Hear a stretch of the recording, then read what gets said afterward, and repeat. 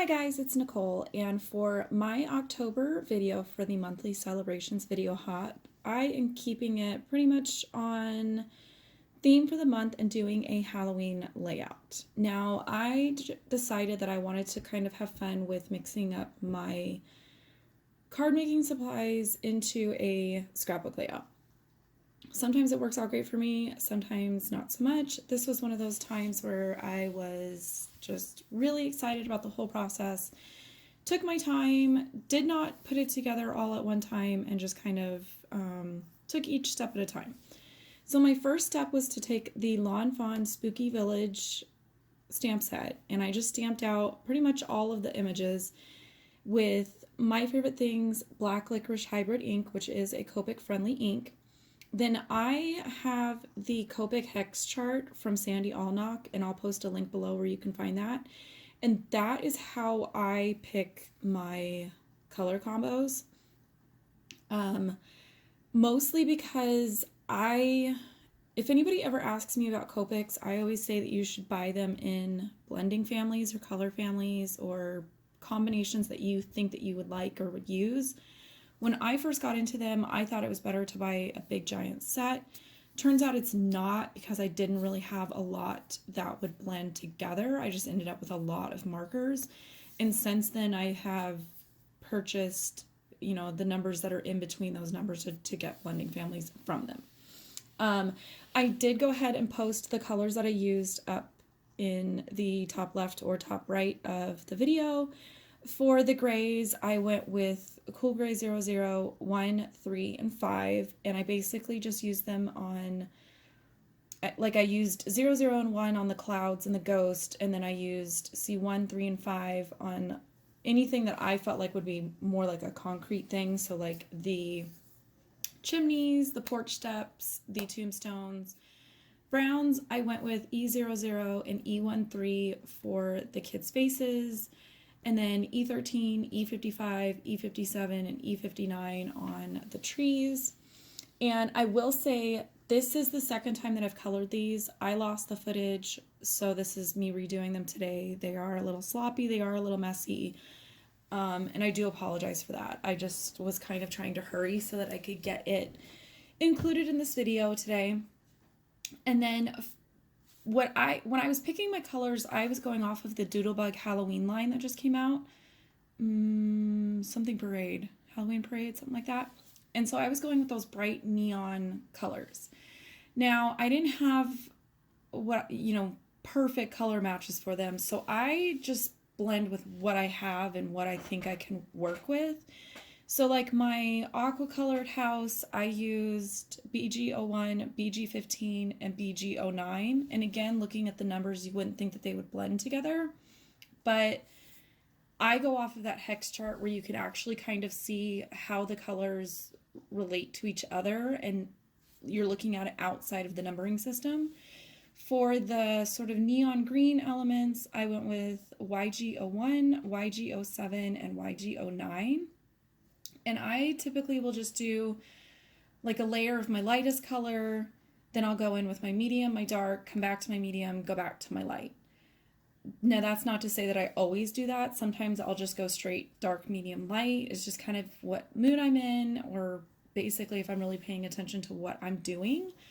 If you're looking about, like, if you're trying to get into Copics or you're wanting to beef up your coloring skills, I would recommend the online card classes that Jennifer McGuire and Christina Werner do. I took the Copic one, and I think I only got halfway through it, but they have really good resources in there as far as practice sheets. Some of the guest designers in that class provided their favorite color combinations for certain things, so that was really nice. And because you had multiple people contributing to that class, you kind of saw different variations in how you can color with Copics, different ways to stretch your colors and that kind of thing. Like this pink combination of RV1304 and 19, you wouldn't normally think that you could blend them together. I got them to work. One of the houses, this one up here, is going to end up bleeding pretty bad, just because any of the reds and pinks you want to be careful with, because they do tend to bleed a little bit more. But if I had trouble blending my darkest into my medium shade, there is a trick that you can do where basically you take your medium shade and you touch the tip of the marker to your darker shade, and you're picking up a tiny bit of that ink, and then you're kind of creating like a hybrid color to force them to mix. And that was something that I had learned in that class. And then again, this purple combination based on the numbers you would not think to put together, but it worked for me. So I'm using V04, 15, and 17 for all the different purple parts on the houses and the witch and things like that. And again, my color inspiration was based off of the Doodlebug Halloween line that just came out. I just love Doodlebug's colors that they always do for Halloween, and so I just wanted something bright and fun. And then I just kind of tried to keep my colors apart from each other in the sense with the houses. I just wanted to separate them. I didn't want to have them all look the same. I just wanted them to be kind of fun and colorful. And then the yellow combination that I did is Y02, Y18, and Y38. And I basically just tried to make the windows look like they were glowing. It was also used on the little candy corn Halloween costume. And I think that was it for the yellow. And then there's so many little tiny details on this stamp set that even when I tried to stay and do like, you know, all the grays, all the yellows, all the browns together, I still kind of forgot a couple areas. So I went back with some of my browns and did the little tops to the pumpkins. I think I had missed a ghost somewhere, and then one of the houses has like a boarded up window, so I just, again, used the same browns from before to color that in. And then the moon was the same yellows. And then at the end, I usually just take my colorless blender and clean everything up.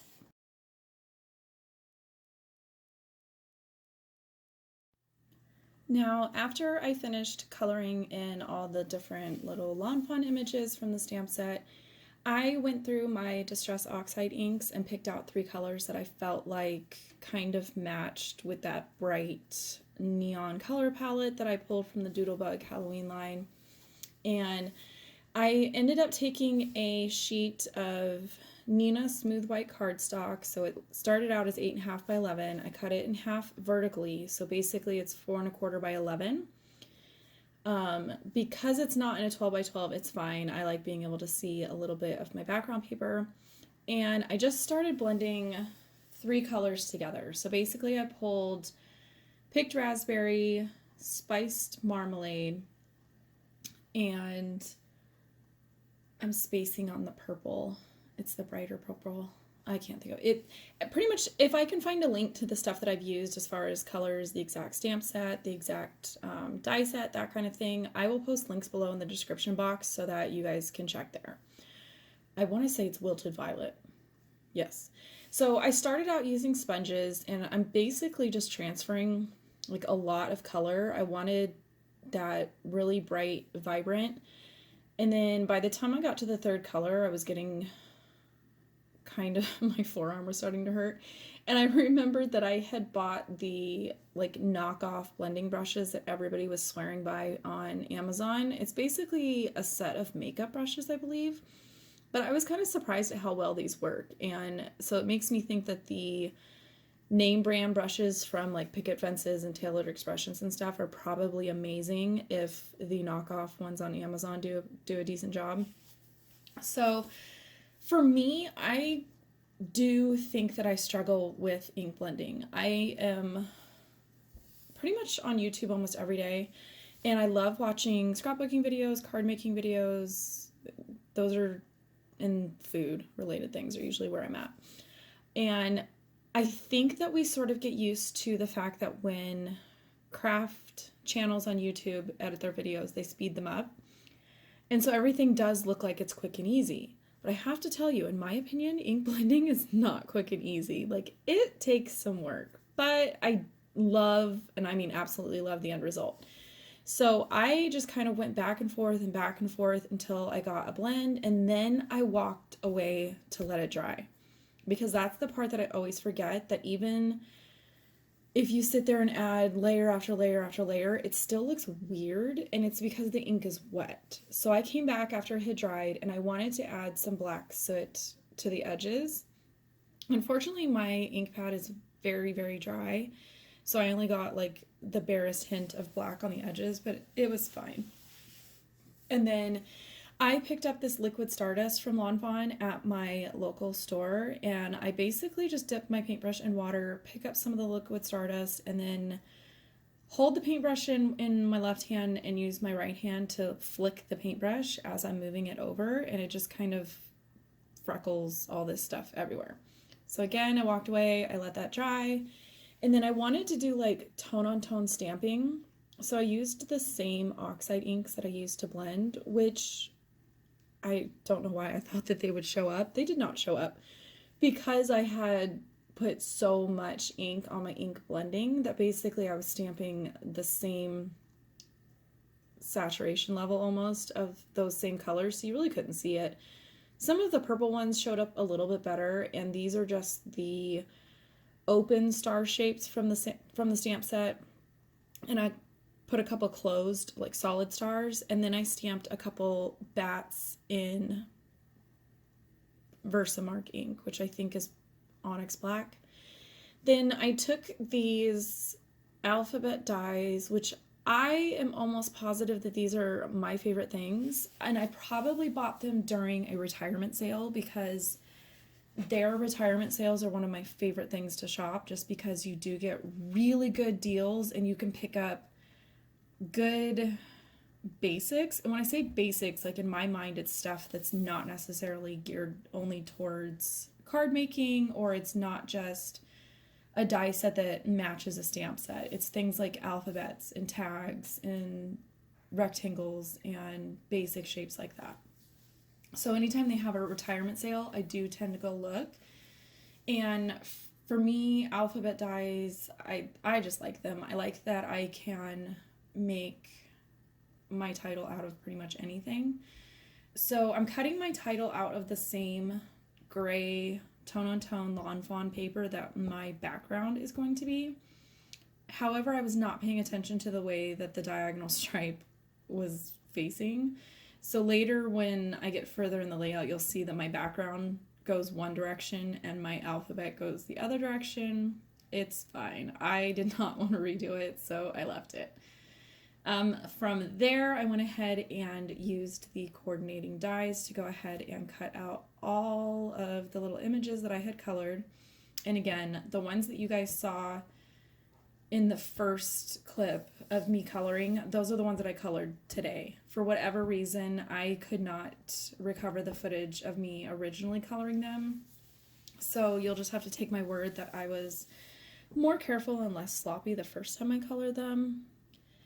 But I did want to include it just because I feel like a lot of times when I watch different people use Copic markers, I tend to pick up different methods of coloring or different things to try or different color combinations and that type of thing.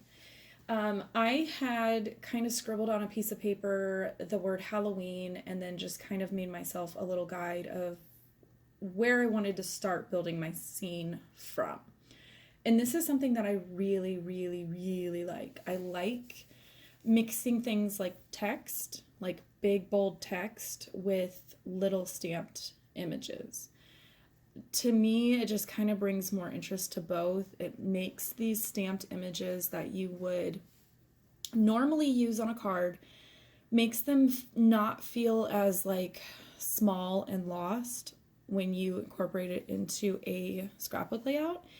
And in my mind, I try to just make sure that they are not sort of off on their own to where they look like they're floating or they just kind of look like a weird random teeny tiny house sticker.